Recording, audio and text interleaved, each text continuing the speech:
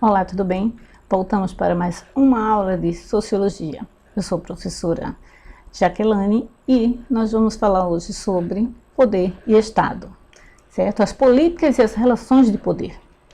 Bom, o fenômeno do poder, ele costuma ser dividido em duas categorias. O poder do homem sobre a natureza e o poder do homem sobre outros homens. Só que você não precisa ler homens não, tá? A gente está falando assim de o poder dos indivíduos, né, dos seres humanos sobre outros seres humanos. E não somente homem, no sentido homem, ser masculino.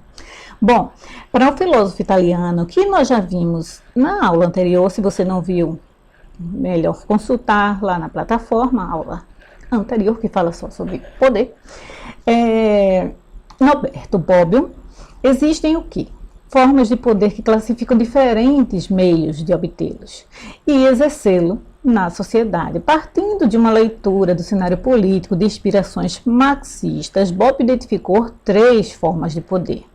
Essas três formas de poder, ela traz essa inspiração marxista porque é uma análise em cima também sobre a sociedade capitalista. Embora sim, a análise de Marx, né, de Karl Marx, seja própria para ali fim do século XIX,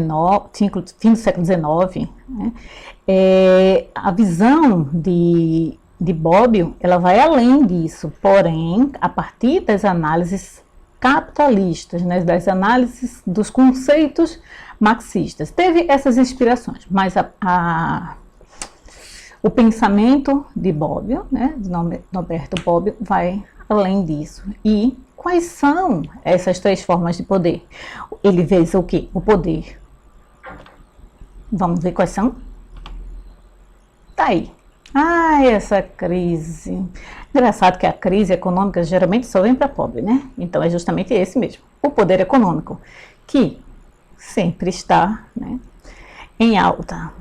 Se olhar direitinho, a partir do momento que surge o Estado moderno, né, que o feudalismo, que há o declínio do feudalismo e surgem as sociedades capitalistas, o poder econômico, ele, né, só cresce. O outro poder, vamos ver se vocês descobrem. E aí? Olha um símbolo aqui, outro aqui, mais outro símbolo. Símbolo de uma TV, né? Não é isso? Vamos lá, nazistas, comunistas, globistas, anarquistas, judeus, né? Temos aqui outro símbolo, né? Paz e amor, dinheiro aqui, ó. Símbolos. Esse daqui, e aí, quem é que está com o seu iPhone aí para verificar? Bom, então, o que é que nós percebemos aqui? Isso aqui, embora exista uma percepção errada sobre esse tipo de poder, achando que é algo exclusivamente de ideias esquerdistas, né, de cunho extremos ou políticos, o poder ideológico nada mais é do que o poder que Weber fala daquele poder carismático, de uma pessoa que realmente é líder nata, que consegue convencer a partir de uma ideia. Então essa ideia, né, esse poder ideológico, ele surge e ganha com isso vários adeptos, e esses adeptos, né, vão atrás. Então o poder ideológico sempre esteve presente na história da humanidade e ultimamente na história do Brasil ele continua se faz muito presente. Aliás, ele sempre esteve, né? Só que, como eu disse anteriormente, existe uma percepção, uma análise, uma conclusão equivocada do que é ideologia. Mas isso fica para outra aula. Agora, então, nós vamos para este aqui. Quem sabe qual é? Vamos ver aqui, ó. Olha aqui embaixo. Votos. Então, esse é o poder político, né? Isso é uma imagem, né, que simboliza esse poder político. Nem sempre o poder político ele está num palanque, tá? mas pela sua própria história, ele vem surgir nas ágoras, né, que eram as praças, onde pessoas subiam em lugares mais altos e discursavam, né, a partir das suas ideias. As ideologias se faziam presentes aí. E então, vamos lá. Quais são essas três formas de poder? Como é que a gente pode caracterizá-las? O poder econômico, o próprio nome já diz, né, que vem da economia, que vem justamente do dinheiro. Aí você pergunta assim, sempre o dinheiro reinou? Não, o dinheiro reinou a partir das sociedades capitalistas. Antes, o que vigorava era a linhagem. Se você fizesse parte de uma família nobre, então se tinha poder. Não importava se você até tivesse bens, posses, mas se você não tivesse sangue azul, isso não vigorava, né, no período ainda dos reis, rainhas, onde o poder que prevalecia era a nobreza, né, então, ou seja, a monarquia, né, que era legitimada também por outro poder, que era o poder da igreja, o alto clero, tá? Não vamos imaginar que os padres, pessoas mais próximas ao povo tivessem poder. A gente está falando aí do alto clero, né? Bispos, o próprio Papa, né? Então essas pessoas também tinham poder, porque o rei era a representação também do poder de Deus na terra. Então o que vigorava era a monarquia absolutista. Até então não existia também moedas, né? Então esse poder econômico ele vem surgir com o Estado Novo, né? Com a queda da monarquia e o Estado moderno. Não o Estado Novo, tá, gente? Isso aí é história do Brasil. Estado moderno. Deleta essa parte do novo. Então, essas pessoas que possuíam e adotaram determinados comportamentos, por exemplo, realizar determinado trabalho. Hoje a gente vê que determinados empregos, funções, elas estão sobre o legado de pessoas mais humildes. Quem tem dinheiro tem altas posições. Ainda que você não faça nada, se você é filho de rico, né, só o fato de você nascer rico já lhe dá uma posição diferenciada na sociedade, infelizmente. Essa história de só você pensar assim, ele conseguiu chegar lá, bem, alguém conseguiu, sabe-se como, tem que observar a história do sujeito, né? Mas nem sempre é mérito, quase nunca. Poder ideológico, como a gente falou, parte das ideias, né? Mas assim, tem a ver também com o poder de persuasão das pessoas com carisma. Ela utiliza da posse de certas ideias, valores, doutrinas para influenciar a conduta. Às vezes a pessoa nem tem dinheiro, mas no bairro ela tem um conceito, né? Ela é respeitada, isso pode levá-la a outros patamares. Influenciando a conduta dos outros, né? As condutas alheias. A gente pode pensar também em líderes sindicais, a gente pode pensar em líderes escolares, lideranças de bairro, mas também lideranças religiosas, pastores, bispos. Então, essas pessoas têm uma determinada influência a partir do seu discurso, do seu modo, né? Então, e essa forma, né, esse poder ideológico induz também pessoas com o seu modo de pensar e agir. Pois bem, o poder político também se vale desse poder ideológico, mas ela utiliza a posse dos meios de coerção, né, social, isso é, o uso da força física. É o único poder que tem o uso da força física legitimado, considerado, né, legal e autorizado pelo direito vigente na sociedade. E um desses aparelhos para o uso da força física é justamente a polícia. O homem se protegendo de outro homem, né? No caso, assim, a humanidade que se protege de outra humanidade, e o poder político se vale justamente do seu poder de mando, que foi autorizado no caso da nossa política, né? No caso do nosso Estado, que é democrático, nós legitimamos esse poder, nos colocamos lá, e também pode ser usado contra nós. É estranho, mas aí a gente precisa fazer um estudo bem detalhado sobre isso, né? E aí, principalmente, é bem interessante que vocês estudem a questão do poder do surgimento, né? Do poder e da política na Grécia, né? Na Grécia Antiga. É bem interessante. Com a filosofia, porque isso é muito mais antigo do que o Estado moderno, a questão do poder político. Bom, essas três formas de poder têm. O que essas formas, né, têm em comum? O que elas têm? O que o poder econômico, o poder ideológico e o poder político têm em comum? O que é próximo deles? Bom, as três formas, né, elas cooperam de uma forma harmoniosa para criar e conservar sociedades desiguais e desconexas. Sim, desiguais e desconexas. O poder econômico vai sempre gerar ricos e pobres. O poder ideológico vai gerar o quê? Sábios e ignorantes, e o poder político, fortes e fracos. Acentuando assim, né, e conservando as sociedades desiguais e desconexas, são incomunicáveis.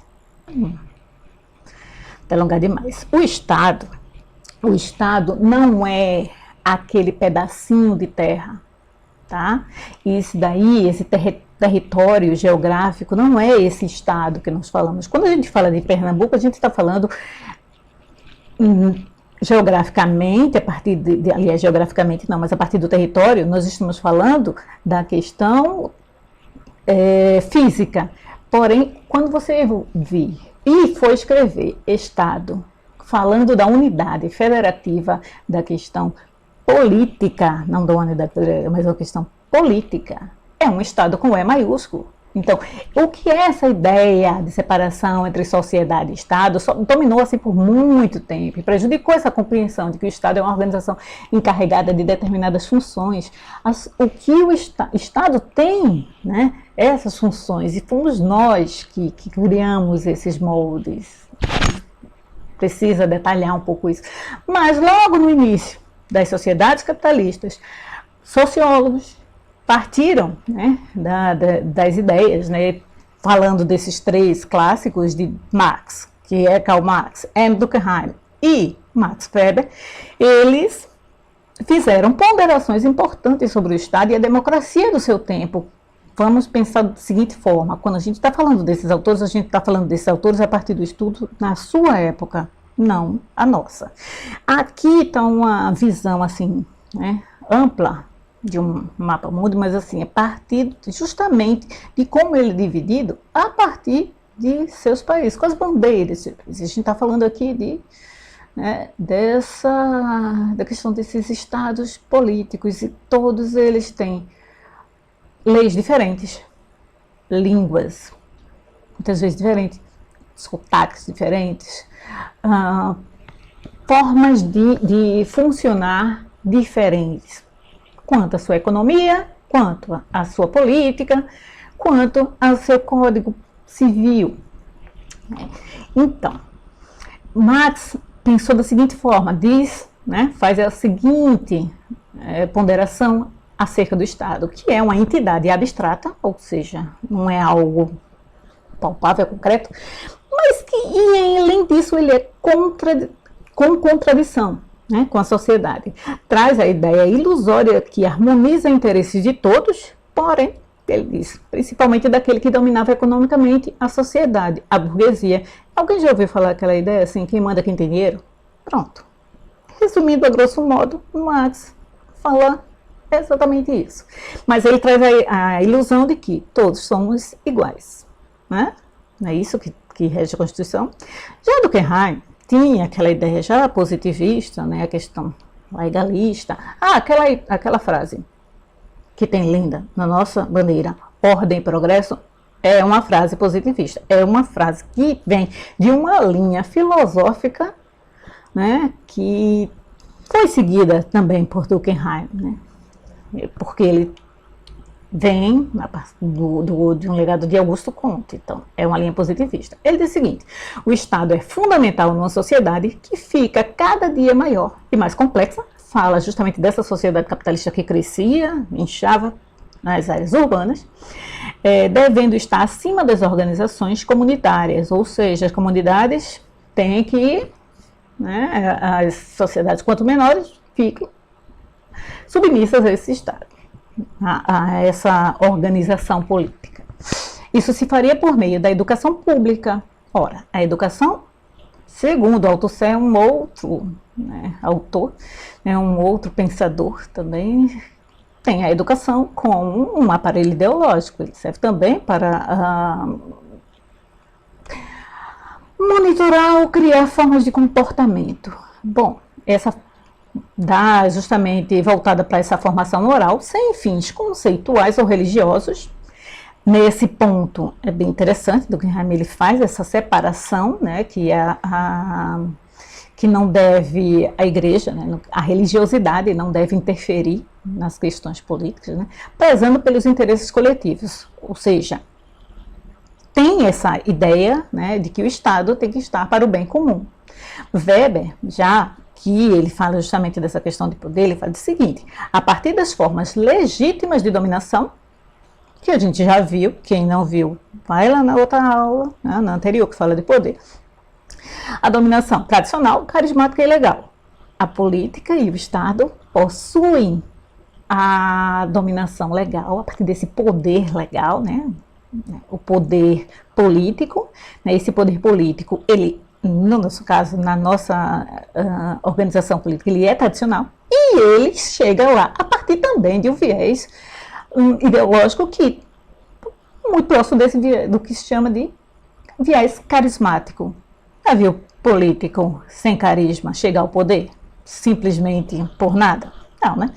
Então, tece a dominação legal decorrente da legitimidade de um estatuto de competência funcional e de regras racionalmente criadas que está presente no comportamento dos servidores do Estado. Isso que assim, os servidores do Estado, ele fala assim, todos que trabalham dentro do Estado, representantes públicos, eles têm que ter uma postura, um comportamento idôneo. Seria muito interessante se todos fossem assim. Bom, mas é o que a ideia, né, essa é a ponderação dita por Weber. E para a gente finalizar é o seguinte: quais são as formas de Estado?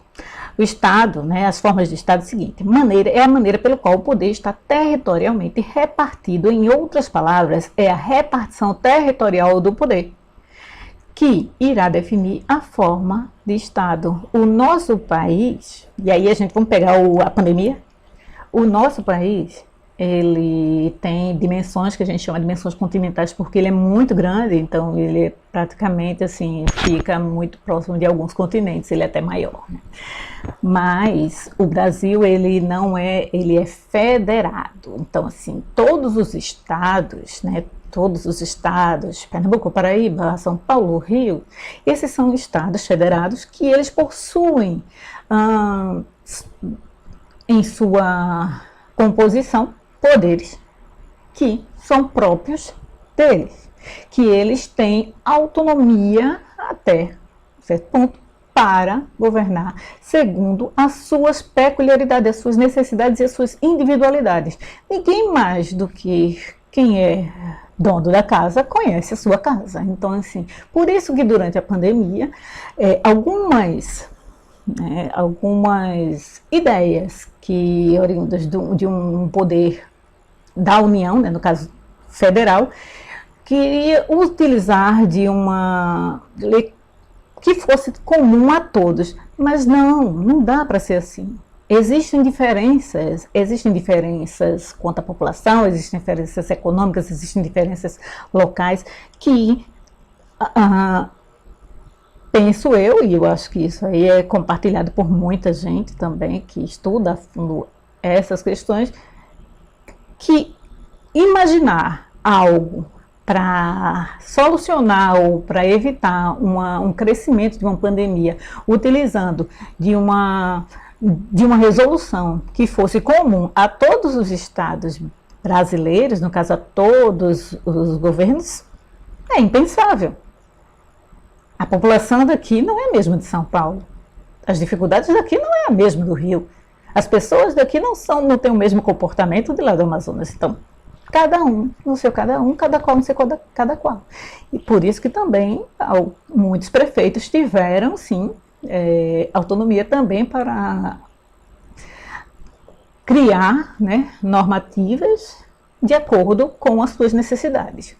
Quais são as principais formas de Estado? Estado unitário e Estado federal. O nosso é, né, federal. Esse unitário é quando o poder está territorialmente centralizado.